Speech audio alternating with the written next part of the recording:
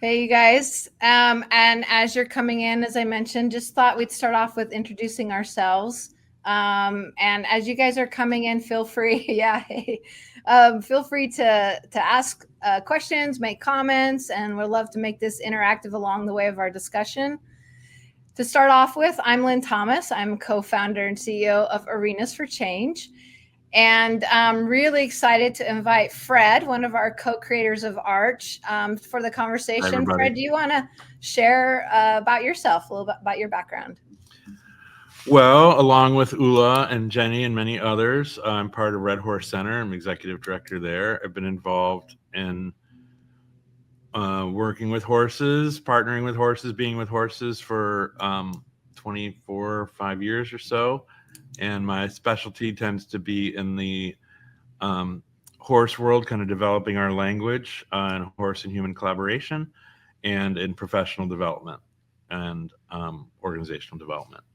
So that's it. Happy to be part of the Arch family, and I'm always amazed at the energy that comes in from so many people, members far and wide, and the team itself. And just glad to be here. Yeah, thanks, Fred. It's been so awesome getting to work with you and getting to know you better along this journey. And what we wanted to share with you guys today and talk about is the behind the scenes of the HERD Keystones and share what about the HERD Keystones and what those are. And just to give a little background before we move into the HERD Keystones. So when we started Arch, it was we named it Arenas for Change with the idea that it's a lot of us as facilitators, we're working in different arenas, different contexts. Our primary foundation is incorporating horses. I think our membership pretty much is that everyone is involved in doing that. However, we also work with other animals, with nature, in the office, in online context as well, with lots of different types of clients, whether it be mental health, personal growth, organizational development, coaching, education. So we're working in a lot of different arenas, and we were excited when Arenas for Change, because we're about transformation, would be a shorthand term of Arch. And arches are symbolic because they are about new beginnings, new perspectives, and transformation. So when we were coming up with Arch and knowing that we wanted to really encompass a lot of the diversity of the work that we're all doing as facilitators, we also realized we needed to have an identity and have a common framework that would guide us in what we do. And so we came up with our Arch values as one area. And we also came up with what we call the scene keystones. And of course, we called it keystones to align with our Arch theme as being, a keystone is that part of the arch that you have to have it for the arch. It's what holds it all together. So those principles that guide us and keep us kind of connected, hold us together and make it a stable structure. And yet it's still flexible. And so we wanted whatever kind of framework holds us together is something that really honors the authenticity of that we each bring, our backgrounds, our training, our experiences, that it had that level of freedom, but still gave us that guidance and helped us really delve into the nuances of our facilitation. So we came up with the Seeing Keystones, which is at the foundation of our framework, to where we ask ourselves a set of questions: sense of self, empowering mindset, externalizing story, and natural flow. And so we did all this work and brainstorming and created the Seeing Keystone as our foundation. And then, Fred, I want to invite you, because then it was, well, let's develop what we call the HERD Keystones. And you were the driver behind creating all of that, the HERD Keystones. So can you share about the story behind what the HERD Keystones are, what you were driven to create it? Well, I think it came from a lot of places. And of course, like everything in Arch, it came through a lot of communication, a lot of conversation around it. And I think that as Arch was opening up and the scene keystones and the whole facilitation framework was allowing opportunities for it to move different places and have more opportunities than solely with horses. That said, our origin story, the people in the room, are people who have done all this work with horses for so long. And so I feel like it was a little bit of a counterbalance and a little bit of um, a focus shift in terms of the scene keystones were really becoming more clear and this really useful tool for facilitators to ask themselves questions and kind of be able to process along with the session internally while we make decisions about how we may want to make more outward facilitating discussions. And so the HERD Keystones became that as a way to invite, not invite like for the first time, but to really allow a little focus ring for what the horses bring to the sessions and why we're choosing to work with them and how we can better interact and listen and hold space. And it really, I think, ended up being a seed for some change in our language and not looking at horses as co-facilitators, as peers on our team, rather than something that we work with. I think the HERD Keystones was maybe reflecting that even before we knew it. Yeah, I mean, it was interesting because we had a lot to develop these keystones. There was a lot of hours of brainstorming, creativity, refining the language, and what do the HERD keystones really add to the scene keystones and how they complement that. And I really appreciated, Fred, your insight and vision, recognizing that because equines are a basis of a lot of us in the facilitation work that we're doing, to have something that really highlights the role of the horses, the role of equine professionals who are involved in doing this work, and then again, really kind of looking at how we can enhance and be more insightful and intentional about the role and how we're engaging that role in the sessions that we do. Yeah, and I think that the story framework and the whole facilitation framework with the Keystones was developing, and we were leaning into that and learning more at each visit or training or gathering or conversation. And I think that this, the story framework applies to horses and horse people, like it's for everybody. But we were loosening, we were kind of looking at our team approach in a new way with the fresh eyes. And I think with all that going on, this is also open the same way the scene keystones can be used by any facilitator, regardless of which part of the team they're on or what type of session they're in. I think the HERD keystones are the same, but they each have some emphasis. And so this was a little bit of an invitation for the horse professionals, the horse people on the team, to be able to lean into what their intuitions, what their perspectives can bring in terms of advocating or supporting or listening. Like, we can all listen to horses, but the horse professionals might hear subtleties that someone else may not. And so giving them a framework to think about, how does this support the session? How does this support the story? How can their role support every other role on the team and ultimately help, create space for transformative change?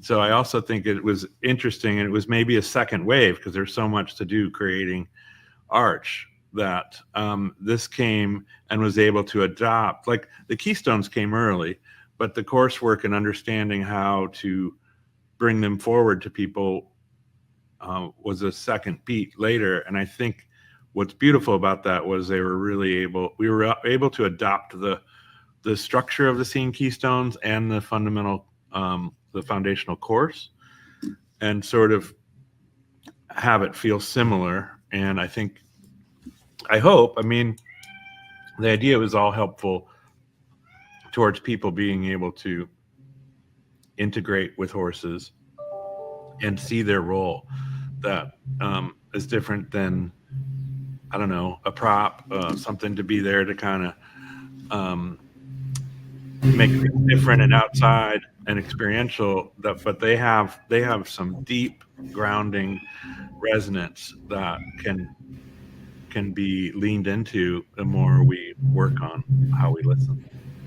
I have to pause for 1 second, and we're going to bring another animal into the story because Luna really wants out right now, which is our cat, and I need to let her out. So I'm going to be right back. Okay, we're gonna go have Luna get to leave. Luna is a major character in a lot of our calls because she's very. I'm looking for Ula. She's very verbal about what she wants, and I've had the opportunity to get to spend time with Luna as she would keep me up throughout the night. And that's just the joy of cats, which Yeah. is why all animals are characters in our stories. Our next course will be listening to Luna. We love Luna. So, but anyway, I think what you were just sharing there, I want to highlight that. So, yeah, through this process, we created an online course. It's really, really well done, really well organized, putting words to, like you said, that collaborative side of involving horses and how we could do that. But I thought I'd start with just reading the introduction to that course. And it says the course is about what facilitators in any context can learn from horses' natural instincts and communication skills. The keystones provide understanding towards why and how we collaborate with horses to deepen the experiences, insights, and outcomes in our work with clients. I just thought that really sums up the whole intention and point of it all. Of one, it's how we can deepen the impact with our clients, how we can truly engage with the horses. And I love that you really focus on how we really collaborate with horses. And can you share more about that concept of collaborating with in the process? Well, something that a red horse theme, and now we kind of recently we did our second weekend of kind of a retreat called Listening to Horses, and this theme has come even post HERD Keystones, I think, and that's a big shift in that, and a big shift from typical working with horses when you're training or riding or leading. There's a shift from cued behavior, which is anytime you provide a cue and you're asking for a behavior after it. And really, when we're moving into deepening the experience and collaborating, we have to recognize that we're trying to shift to where we're not instructing the horses what to do. We're asking for their input. We're asking them to listen, to connect, and feel with the client, and we want their participation. And so it's really important that they feel that they have room and that they have choice and that their voice is heard and all these different things. And so the keystones are a way to connect us with those ideas and to make us a better partner, I think, because we are bringing horses in for their insight, their intuition. They're experts at herd dynamics, at sort of social structure, at nonverbal communication. They're experts at looking for resonance and trying to find and uncover the untold story. They seek congruence. There's all these things in their world that they can do in a way that's remarkable, and it's beyond us. And so we're inviting those skills and those talents and their generosity into the arena. And so we need to, I think where I'm going is that if we're conscious of that as an invitation and we're looking to partner with them to work together and for them to share their gifts, when we go in with that mindset, the door's wider, the opportunity is wider, and they're going to give more, I think.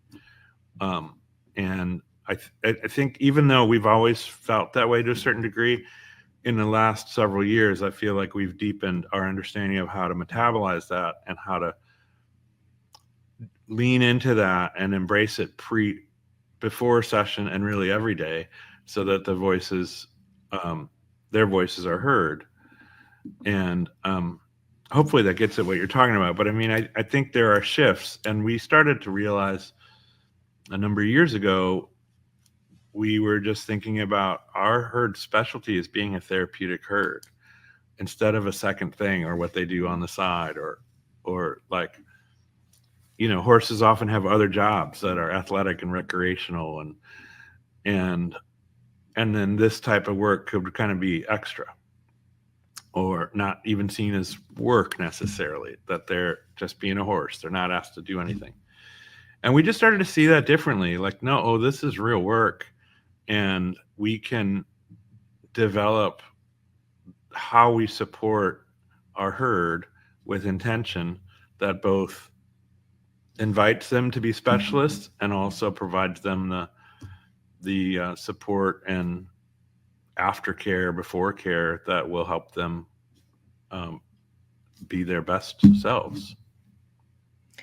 Yeah, I love that. I mean, and really that's that. I feel like what we've done with the HERD Keystones and the course that you really authored and put together, which is, we'll talk here a little bit about, has really put into words about how as facilitators we can really be more conscious and mindful both of how we take care of our horses, how we involve and collaborate with the horses in our sessions. I know I have many questions about that. And I know we actually haven't even shared what the HERD Keystones are yet, too.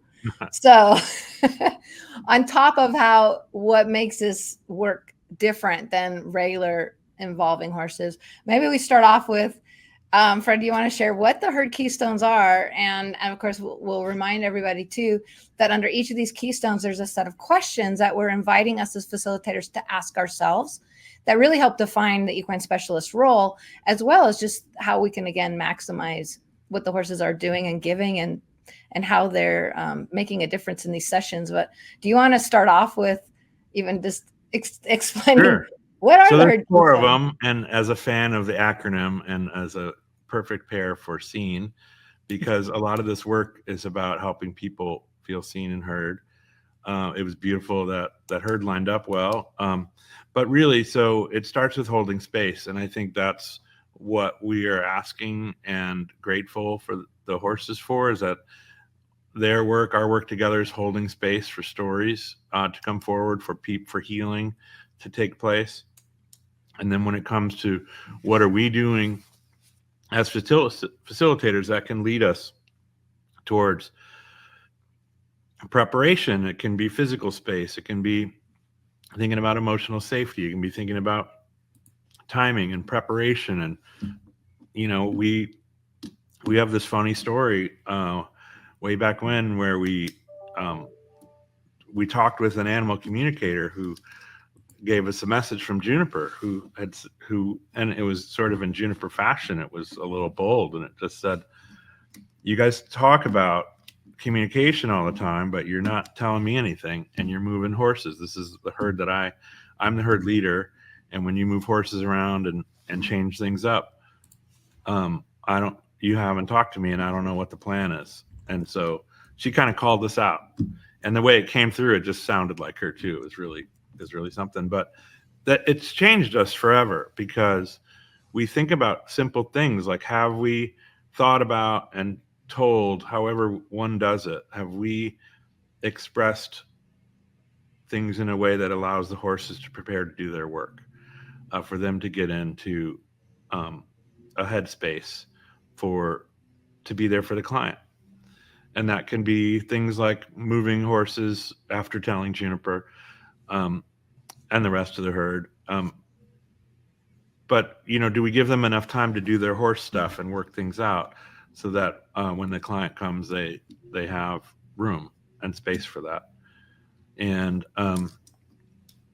it's really this balance. I think with horses, you can't ignore the reality of there's physical safety. That is what people are probably going to instinctively think about when you talk about safety, and that is intricately linked with emotional safety.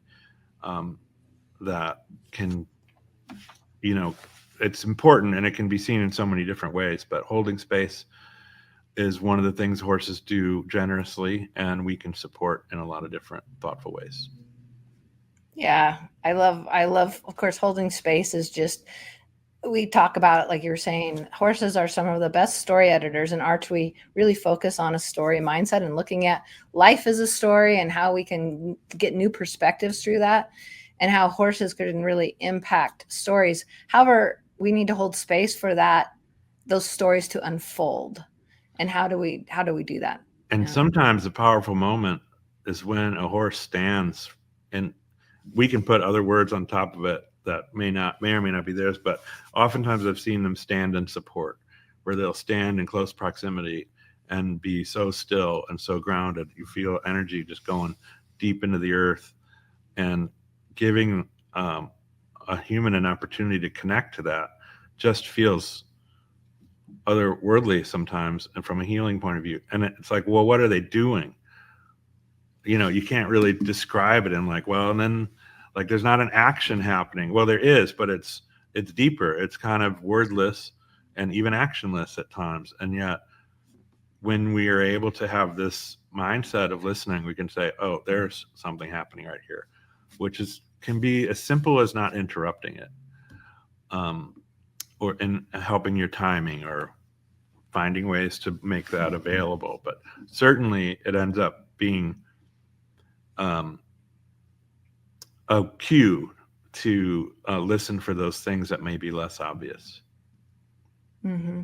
Yeah, and how horses are holding space for the clients, and how that's a lot of the healing. And are we potentially not holding space so that holding space can happen? Yeah, And right. being really mindful. Letting that look however it looks, because it may be different than we would have predicted. That in many ways makes me want to skip right to R and HERD. However, technically, I mean, they really all do connect and I guess interact. I don't know if that's the right word. Integrate. Yeah. So I mean, because I'm going to get really excited when I get to R. But let's go ahead and get to Well, E, because we can that's do important brief too. E. Experiential is really that we learn differently by doing than reading or being told about something. And so experiential is that this is an engagement of living beings in shared space. And so there's opportunities for different type of memory, different type of learning, different type of discovery. And, we can be mindful of that and find ways to foster that. But I think that's the main idea. And, it goes back to a lot. I start out talking about that, thinking about what we're holding space for people, that they're having a different experience. And I also think that ties into that shift from cued behavior, is that it's experiential. And so the horse's choices and how they interact, do they come close, do they walk away, are they standing still, are they up, are they down? Those are all choices we want to hear from them, rather than wanting them to do it a certain way. And like, we have to take our trainer hat off and say, I am not in charge of your decisions. We are peers, and I want you to offer up whatever you think is useful. That's part of the experiential aspect. That if we have horses if we limit their choices, it becomes less experiential. We're going to learn less. Right. Yeah. I love that about how, I mean, it's again that mind shift and that paradigm shift from cognitive talk type approaches to how do we really help the experience be a story, that we're experiencing the story, we're in it, we're feeling it, and giving space for that to happen. Yeah, and I think it could be here or dynamics or even elsewhere in terms of, we talk about nurturing your herd, but we really learn to listen to behavior that is sometimes surprising or unusual. But if the horse that doesn't normally pace is pacing, or is doing something that you might, if you were in your normal barn, if you're in a normal day doing your normal stuff, one might correct or modify or say, don't do that, like digging in the dirt or even nudging people. I think from an experiential point of view and from a overall horse as a co-facilitator point of view, when there's client stories entering the arena, we've learned that those are often story markers rather than something else. And so we really seek to listen and ask questions around it and think about what else is happening. What else could that be? It really links to the story structure at that point. If a horse is pawing in the dirt and that's unusual behavior, instead of like saying, stop that, we're going to say, I wonder what else could pawing the dirt be? I wonder. And sometimes there's a nudging. It can be even slightly or more than slightly uncomfortable if they're encroaching on space in a way that's uncomfortable. But usually they're telling a story of discomfort when they're in a client session and they're doing that. Just the other day, we had a group who is our community organizers and are dealing with some forces that are pushing them around and different things around, like politically. And that wasn't really uncovered until a horse, kind of came in and was kind of, was described as pushing around. And then we asked, I wonder what else is that looks like. And there was great discovery that happened from this behavior that was unusual, and even uncomfortable. Yeah, that's making me think of, we did a behind the scenes, you guys, of the video Uncovering Secrets. That was part of the Seen Through Horses campaign produced by Horses for Mental Health. And everything you were just sharing there was making me think of that. It's a really good video, and it was a really neat story with Lynn Moore, getting to hear the behind the scenes of that, and how that plays into the story. And, just to kind of with the R side now, do you want to share Sure. about the R? Yeah, R is for resonance, and we also describe this as horses as healers. And so this is another one where it's a felt sense. It can be easy to miss with words, depending on how different people feel about it. But we talked about, when we wrote it, we used sound as a description of, like, when vibrations between things happen, and there's a lasting effect. There's beyond what you hear that can be described as resonance. And so we also talk about resonance, meaning when we feel harmony or deepening of impact in meeting, like a story resonated with us. So this felt sense is very much how horses communicate with one another and other living beings that are listening. So I think we can feel the difference between resonance and dissonance when that energy is maybe fractured or uncomfortable, and we can feel when there's a connection and this energetic exchange. And I also feel like horses are open for that all the time. It's part of their herd dynamic. And I also think they start sending more messages down the line when they realize the other living being in the space is listening and has that channel tuned in to a certain degree. So I also think this connects to a concept of entrainment and co-regulation, where, like, a jagged nervous system can be, and Ula's really led a lot of our discovery in how to talk about this part of it. But a jagged nervous energy in a nervous system can connect to and slow down and find the rhythm of this calm, smooth energy force. So resonance is sort of a vehicle for that sort of co-regulation. And I think when you're on the horse side of things, we know the other direction too, that we see this lesson, this co-facilitate type of work, but I use it at very low levels. Well, subtle levels, is that if the horse is up and nervous and anxious or whatever, we can be a grounding force for them to connect to, and we can be deep and low and slow and let them realize that there's something to attach to, and that can help those moments pass.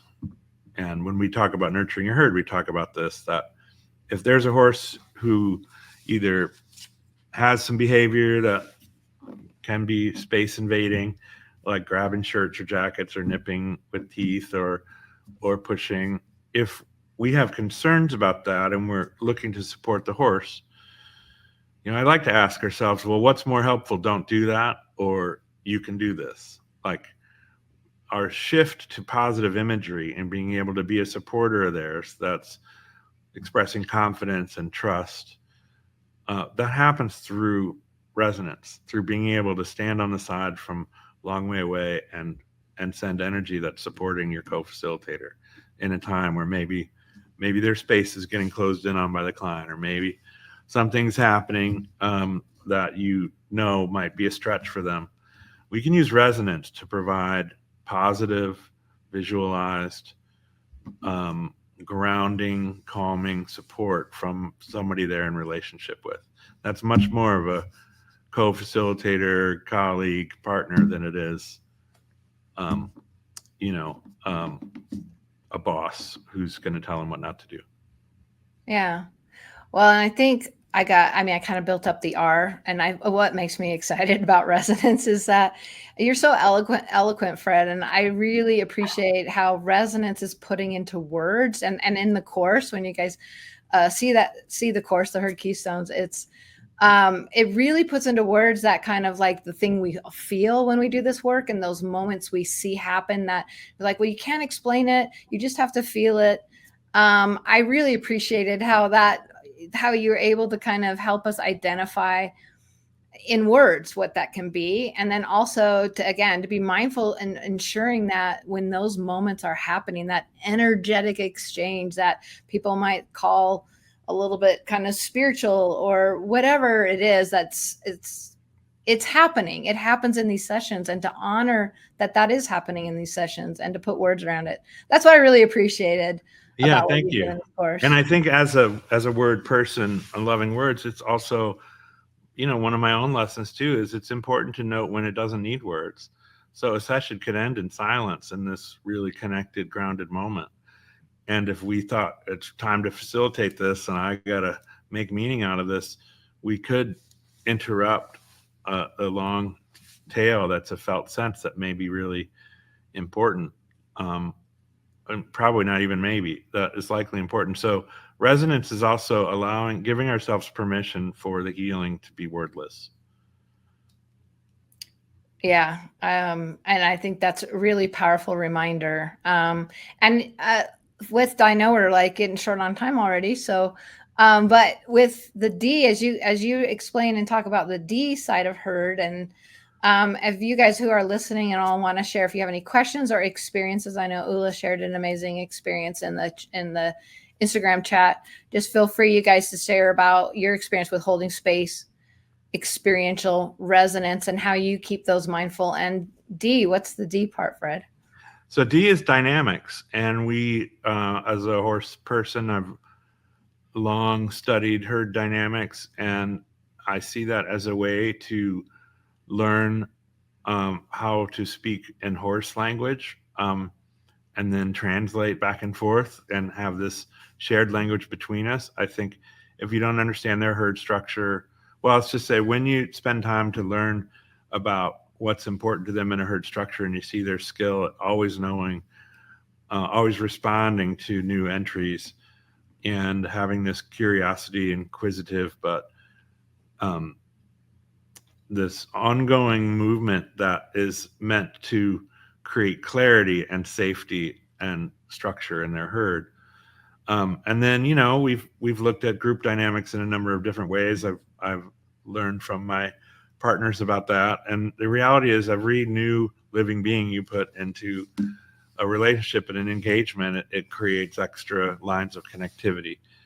And so I think dynamics, again, is sort of a reminder just to watch, look, and listen, and think about how are you providing an opportunity. So many of these things interact. I think holding space is often there to serve dynamics, and thinking about, am I paying attention to dynamics when I create space? And is there room for these relationships to have flow? And the fact that we're bringing people to horses for healing means we're counting on that relationship to be somehow part of the healing process. And so dynamics is our cue to think about that in a productive way. And also, again, going back to what we probably won't go through today, but these are paired with questions. So there's things that we can be asking ourselves as we watch a story unfold. And to me, that can just help us manage and inform our intellectual part, our head, while our heart and our bodies are processing other things too. So these can be ways that we kind of connect the two. And when you can ask yourself questions and think about it in terms of dynamics, not all that has to come out in your facilitation methods or styles or words, but it's all informing us. And I think it's a way to connect the different parts of us, the felt parts and the thought parts. Mm-hmm. Yeah. And I don't know if that covered all dynamics, but. Yeah. Well, I appreciate about dynamics is really the focus on one relationship, the relationships between, the dynamics between, whether it between humans, horses, the environment, and how much healing occurs through relationships. And we talk about when our stories change, we change. And that's one of the ways that horses support changing our stories or redirecting our stories in ways we never anticipated, is because they change the dynamics, which changes the story. And Yeah, through that, new insights, new perspectives, new healing occurs. absolutely. I can't quite remember the story right now, but I remember it was within the last few weeks, and it was another deepening or sort of an awareness shift where, as the horse took on a character in the story, the way they were treated in the herd changed. So, like, as the character started to be embodied in the horse, the dynamic shifted. And because the character was now the being in that relationship, and they had a different stature than the horse. And so, like, I watched this inversion happen where I was like, oh, the relationship of dynamics carries with the character. Because, like, the horse that normally doesn't get moved, I can't remember which way it went, but the horse that normally wouldn't get moved got moved because the character would have gotten moved. And I just thought, wow, they are at another level. That's not new to them, right? They're almost putting on sometimes I think they're putting on skits, because sometimes they'll tell us things through this felt sense and connection and resonance. And sometimes I feel like the herd puts on a little skit. It's like, here's the story from another point of view. We're going to show you what your story looks like. And they go backstage and they put on the hats and the wigs and they come out and they say, here's the story you should be looking at. And maybe a little abstract, but I think it's just interesting that dynamics is a changing, fluid thing. And it's not, I know who this herd order is, I know this herd. It's listening to shifts and nuances and recognizing that we added herd members with the client and facilitators. So the shuffle begins. And that is not all about numbering, like who's who. Like, I also think when we look at herd order, we understand, movement is language. And so who moves who becomes about, I think herd leader isn't about power. It's about an earned role, an elected role that's in charge of safety and direction. So they're getting responsibility added because the herd believes in their ability, because they've shown it in terms of being able to move the other horses. But that's only one tiny bit of it. Like, I think the horses don't see that herd leader as more horse than the other horses. There's not a value attached to it and a plate on the door and a raise. They're equally horses. And I guess my tangent is two things. One, that in the herd dynamics, what we can learn is that position and role and responsibilities do not equate to power and value. And then secondly, yes, they're always aware of their order and who's moving who, but it's more fluid than that, and that there's a lot of just interesting things that we can listen to as we see them adapt. And they'll do it in a half-hour session as well as having really long arcs over years. So I think my main thing is, it's like watercolor with new water and paint being added. It's always going to be kind of blending and shifting and shaping. Yeah, I love that. I mean, the horses come in with their individual stories. We as facilitators have our individual stories. The clients have their stories. And we're bringing all these individual stories in together and mixing it up, like you said, like paint. And it creates a new story. And then we're all changed, and as a result. And how we are today might be different than how we were yesterday. And then a new person comes in, and they're going to be in a constant sort of sifting. And like we were talking earlier, I think, I don't remember if it was before or during this, but talking about the untold stories. And I think it's partly one of the things that's, probably involves all the keystones, but the horse's ability to help bring forward the story that needs to be told but hasn't yet been told is part of this dynamics, is that horses want to figure out new member of the group. How do they fit in? What's up? How are you? Who are you? What's going on? Welcome. We're going to figure all this out. So if you're representing two things, if you have one public story, but the real story is not shared, they kind of stop and say, hold on, like error, something's not computing here. And I think what's beautiful about them is they really aren't, my interpretations, they're not seeking to judge either story, but they need to know which one. Or is it a mismatch or whatever? But that idea, their desire for congruence, I think is so that they know who's here. And then that helps us in different ways. And I think that their intentions are probably both, but it helps us in healing to be able to have space to share that thing we haven't been able to share. Mm. And for groups, you know, that can be really powerful in therapy, but in professional developments, it's also powerful because it's often the undercurrent that's been disrupting every meeting but hasn't been talked about. And the horses tend to get them talking about it. And I think it's because the horses are like, if we're going to be a circle here and you're going to be part of our herd dynamic, this thing you're not talking about has to be talked about, or we can't continue to process this. And then, you know, their version of that would be to peace out and head away. But we've seen them literally circle people until they talked about it. Mm. And then a calm comes in. It's really amazing. And I think that lives in dynamics and as facilitators, our ability to trust that they know what they're doing and that they're relationship managers in a lot of ways. And so looking for when that's happening and also being mindful to let it happen, not get in the way. Yeah.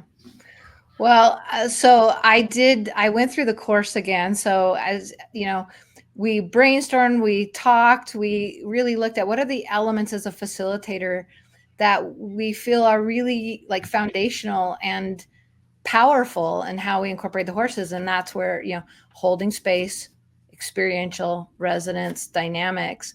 And then it was like, well, how can we really keep deepening our understanding of those concepts and really apply it in the sessions? And then that led into creating this online course that's part of the Arch membership for Arenas for Change. And going through it again, I was like, oh my gosh, it's such a foundational element. And it's like, yet there's so much depth to it. It's one of those things I think we can keep taking over and over. And I just want to highlight, Fred, because you really organized and put this together, this course. And I wanted to share with you guys how it's organized. There's some introductory things and stuff about the scene in HERD Keystones. But what I thought was really good is when you first describe the keystone, and it's really, they very well worded how the explanations of each of these keystones. And then you go into inviting the viewers or the people taking the course to do reflections. You ask really thought-provoking questions to start putting your insights and thoughts and applying it to yourself personally. So you get to do some different reflective questions in the learning. And then you go through the purpose. What's the purpose of this keystone and how that plays out? And then it goes into the roles of each key. So it goes into what are the roles of the horse in this keystone? What are the roles of the equine professional in this keystone? So that's really, really useful. Then it shares the questions that are just what we ask ourselves as facilitators to help us mindfully apply those keystones.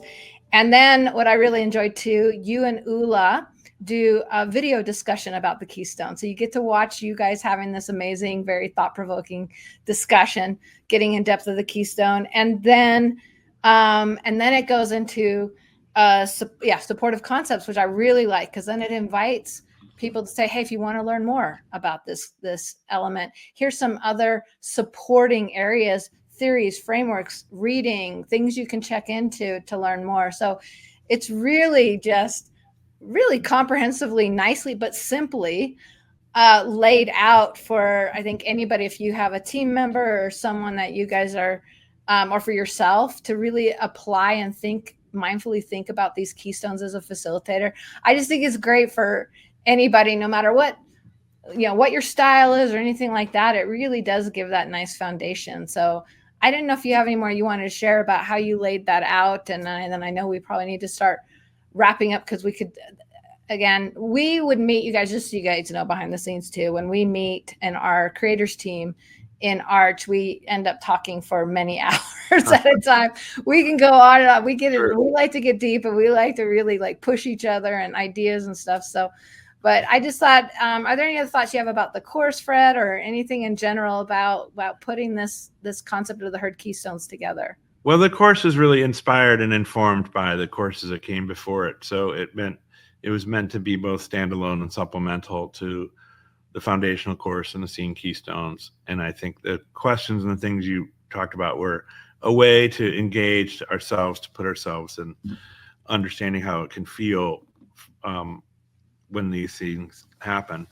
And I also think, when you read the introduction, it reminded me that I think that it doesn't need to be limited to horse professionals. One, these are things that the other facilitator partners can certainly engage in. There's no big walls between Seen and Heard about who does what, but there are some specializations, but they're open for anybody to be looking for, thinking about, metabolizing.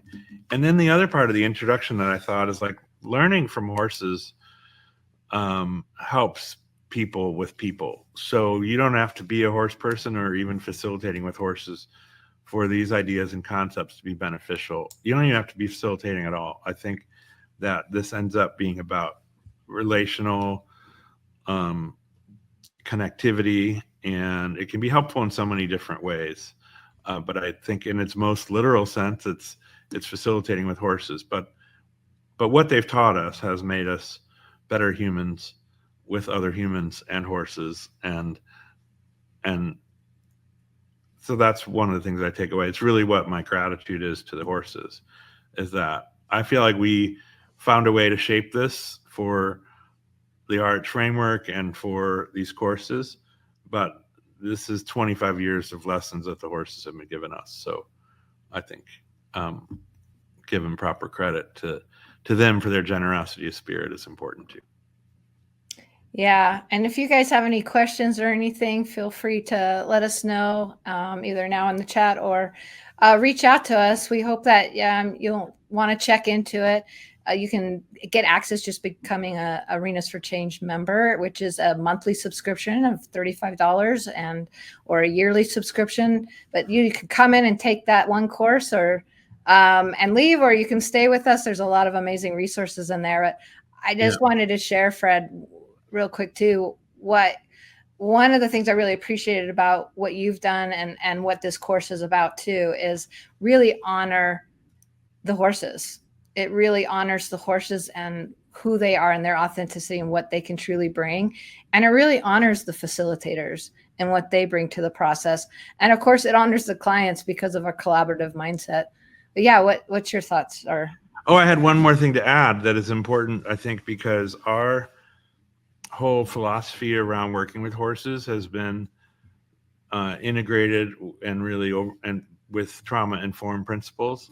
And there's another course there in terms of how to engage with them. But I think the trauma-informed principles are deeply immersed in this whole framework and our relationship with how we are with our horses, but also then how we are in session. And that an abundance of safety and choice and collaboration and empowering mindset and trustworthiness is going to allow beings who've experienced trauma, which is all of us, including the horses, to be more present, more their full selves. And so that is a mindset that applies to each other as well as clients. It's not like we're here to provide trauma-informed environment to this one group of people. It's an attempt to have the whole arena full of support for those who've experienced trauma. Yeah. And I love that. Well, I'm sure we'll be back to talk about behind the scenes of the healing culture, trauma-informed focus course as well. And ultimately, we're looking to learn together, learn with each other, and have that trauma-informed mindset. And I feel like, the HERD Keystones really complement and reinforce that. And we want it hopefully it's accessible for businesses and everybody for your team members and staff to really have access to this kind of learning. Yeah. And I think whether that's to the viewers out here today or just in general, it's an invitation that there's learning here. There's hopefully engaging learning here in the HERD Keystones for anybody working together with anybody, rather than thinking you need to be a horse professional facilitating mental health professional development with clients. Certainly, it's very literally targeted towards that audience, but I think anybody can learn from it. So it's an invitation. Dig in. Dig in. I love it. Thank you, Fred. Always learn so much when I get to have a conversation with you. And I know there's so much more we can learn. I'm sure we'll be back, maybe delving deeper into each of those HERD keystones. And I love the focus on how to nurture our therapeutic herd. There are different considerations working with horses in this way than general other ways of incorporating horses. So I think there's so much we can keep delving into, and really thank you guys for joining us today and getting behind the scenes with us in the HERD Keystones. Feel free to reach out again, arenasforchange.com or info@arenasforchange.com, or on our social media channels. We'll love to connect and have more discussion and hear from you guys and how you're applying holding space, experiential resonance dynamics in the work that you do. So yeah. And thanks, shout out Fred. to my team members, Ula and Jenny, who are all part of this work too. Thanks, you guys. Good to see you. See you next time.